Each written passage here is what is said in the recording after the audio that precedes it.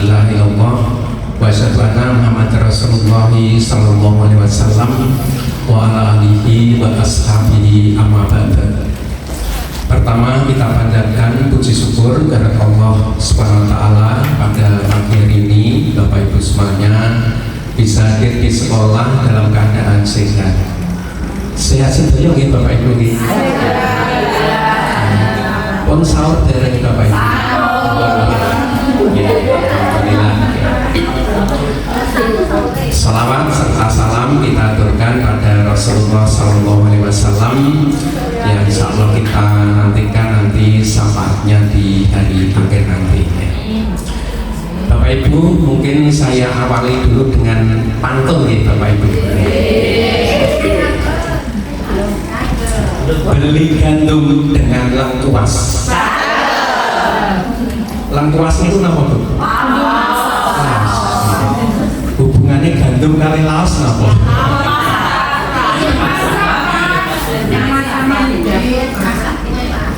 Beli gandum dengan lengkuas, beli pulsa di tempat Pak Rahmat, sungguh kagum dengan SMP 11 walaupun puasa masih semangat.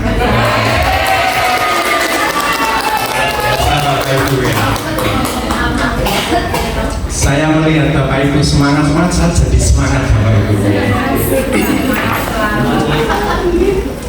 Bapak Ibu, kita lanjutkan kajian kita untuk setiap pagi sebelum KBM.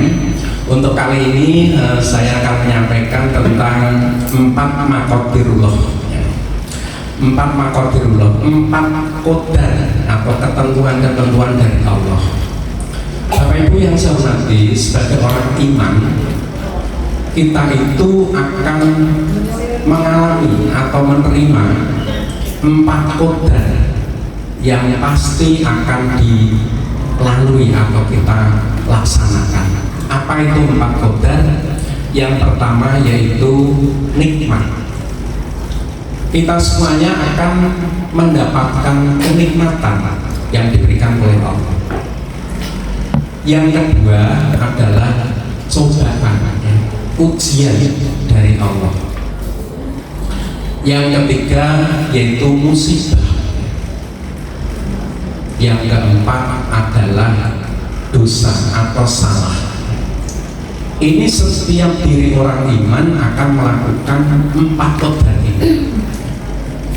Oleh karena itu, sebagai orang iman, bagaimana kalau kita mendapatkan nikmat? Sebagai orang iman, kalau kita mendapatkan nikmat, kita harus bersyukur. Kemudian yang kedua, bagaimana kalau kita dicoba oleh Allah, diuji oleh Allah, kita harus bersabar. Harus bersabar. Bagaimana kalau kita mendapatkan musibah, kita harus istirja, dikembalikan lagi pada Allah.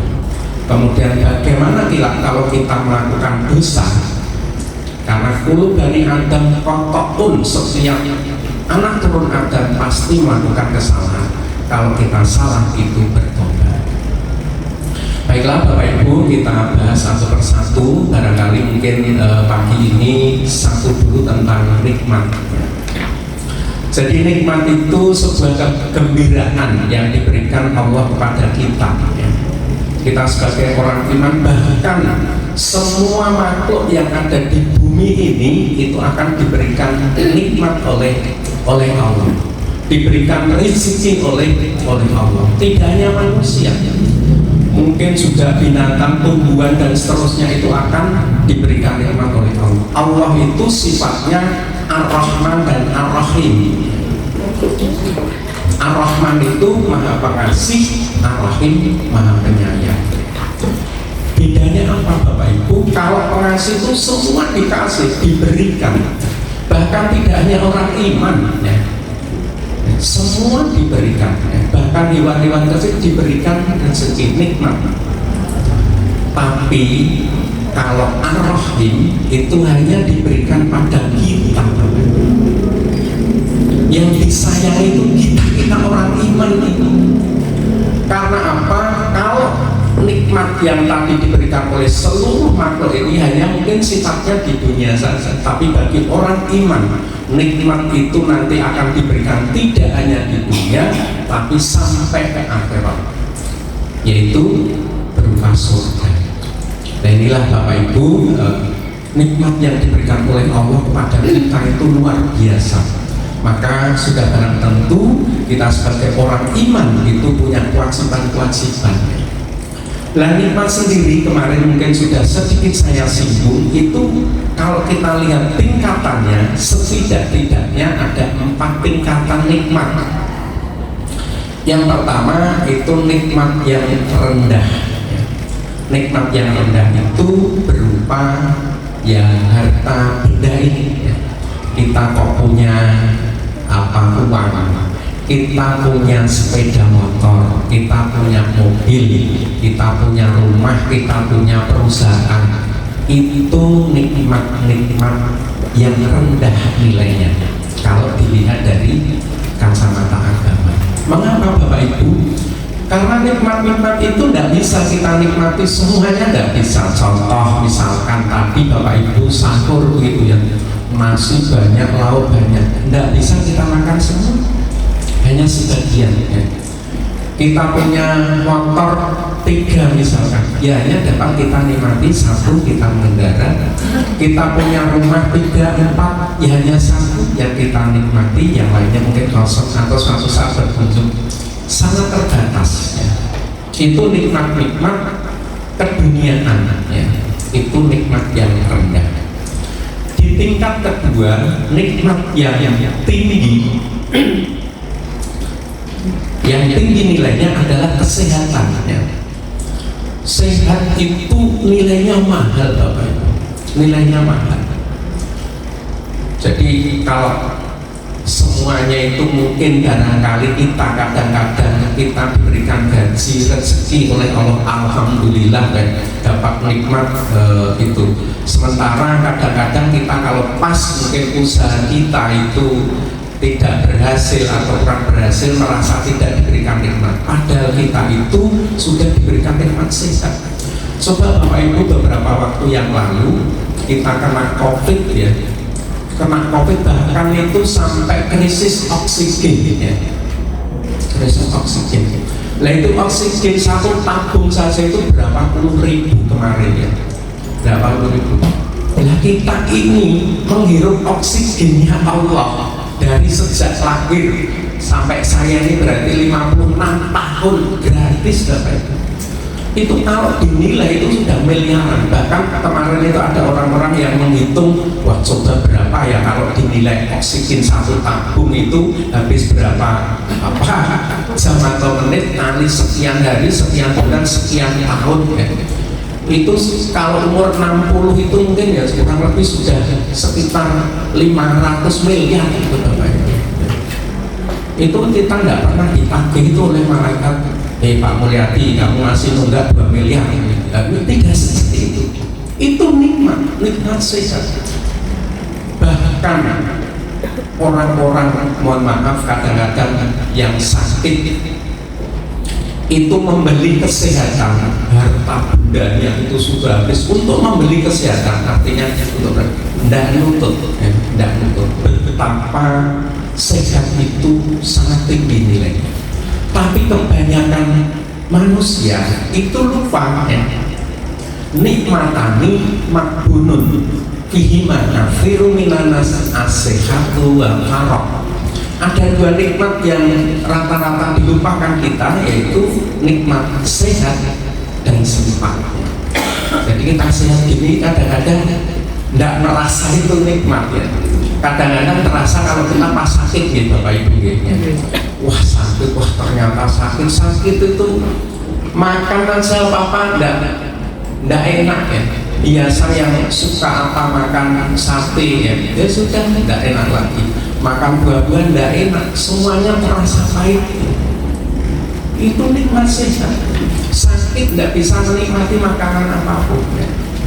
Tapi kadang-kadang Bapak Ibu kalau pas kita sakit malah banyak yang membawa makanan ya Bapak Ibu ya. Mungkin kalau pas sehat itu banyak makanan mungkin bisa ya. itu nikmat sehat, maka nilainya tinggi. Maka Bapak Ibu, marilah kita sehat begini kita manfaatkan terus ya, termasuk seperti ini Bapak Ibu. Ini tanda kita sudah memanfaatkan kesehatan kita untuk hal yang baik. Kemudian nikmat yang utama ya, utama lebih tinggi dari nikmat sehat, yaitu anak yang solih dan solihah. Anak yang solih dan solihah itu nilainya lebih tinggi lagi Bapak Ibu. Mengapa? Karena anak-anak kita ini tidak hanya mungkin kita bergaul di dunia, anak itu merupakan kesenangan ya, mungkin ya tidak hanya cucu-cucu kita ya. Itu juga bisa kita nikmati kalau anak itu menjadi anak solih dan solihah setelah kita meninggal nanti. Idza matal insanu faqat anhu amaluh ilalin salah satu asya shadaqatin jariyah au ilmun yuntafa'u bih aw waladin sholih yad'ulah. Jika kita meninggal nanti, semua amalan putus, kita tidak bisa mengamal lagi kecuali 3. Artinya apa? Kita sudah meninggal itu amalnya masih bisa mengalir terus. Apa itu? Yang pertama adalah sedekah jariyah.